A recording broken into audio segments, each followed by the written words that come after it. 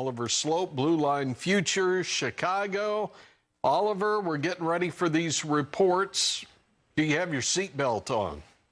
I got my seatbelt fastened, and I've got a hard hat next to me that I'm going to put on as well. If there's any USDA report throughout the year that has typically big market reactions, this is definitely at the top of the list. When you look at the last 5 years for the corn market specifically, the average trading range for corn on report day is almost 7%, and for soybeans, it's almost 4.5%. So a lot of volatility is expected. With that said, looking at volatility measures, they're relatively light and low due to the recent price action. So we've been working with clients over the last week or so with regards to protecting what they have in the field with options, or just getting some exposure from a speculative position in the options market. One way or another, I'm sure this market is going to be moving here shortly. And then once we get past the report and all the numbers, we're going to be talking about weather going forward. Right now, the 6 to 10 day forecast does look above normal temperatures for much of the Midwest, particularly in the eastern corn belt. Right now, a lot of that's accompanied by higher than normal moisture as well. So it'll be interesting to see ahead of a long weekend what the weather does. Potentially, we can start to see some sort of story develop. But as of late, things have been looking pretty good throughout the country. Yeah, I'm just, again, looking at the average trade estimate here, and obviously USDA could throw a curveball at any point in time, but the question is, which pitch will it be? Will it be on the grain stock side?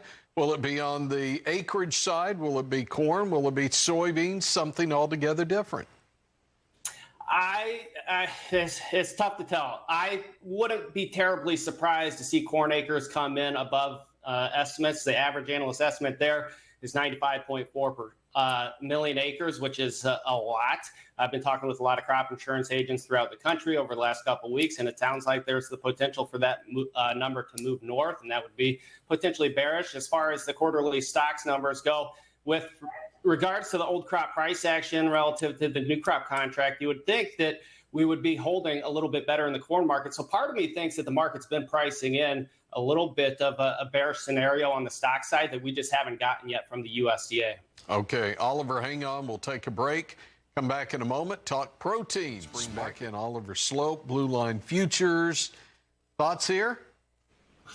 Well, as you mentioned, the hog market really under quite a bit of pressure today. We had the hogs and pigs report last week. We gapped lower on Friday, and then were able to kind of gain back a lot of that lost ground and finish with a small gain on the day. But I think the market came to the realization over the weekend that that was a more bearish than expected number. So you're seeing some of that selling pressure seep in. I think you could also add in the fact that it is the last trading day of the month and quarter, and funds have been very aggressively adding to their net long position in the lean hog market over the last several months after basically an unprecedented rally from Liberation Day lows to the recent highs. So I think you're probably seeing some long liquidation on the back of a bearish fundamental catalyst last week. I really wouldn't be surprised to see that continue as we turn the calendar over into a new month and new quarter tomorrow.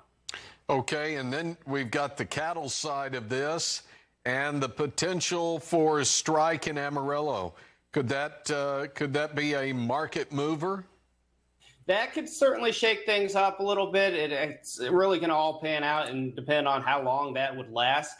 Right now, the futures market at a pretty nice little discount to where the cash trade is. So as long as that cash trade can remain firm, I wouldn't be surprised to see these futures at least kind of hold some ground here. If we do start to see the cash market soften up in a more meaningful way, potentially that could cause some long liquidation in the live cattle markets. But right here, right now, you're seeing August fats at about 212.70 and cash 5-area average at 227. I feel like there's got to be some convergence. There typically is. A lot of people argue, is it going to be the cash market or is it going to be the futures market? I tend to lean on it being a combination of both, so I wouldn't be surprised to see those two eventually work together.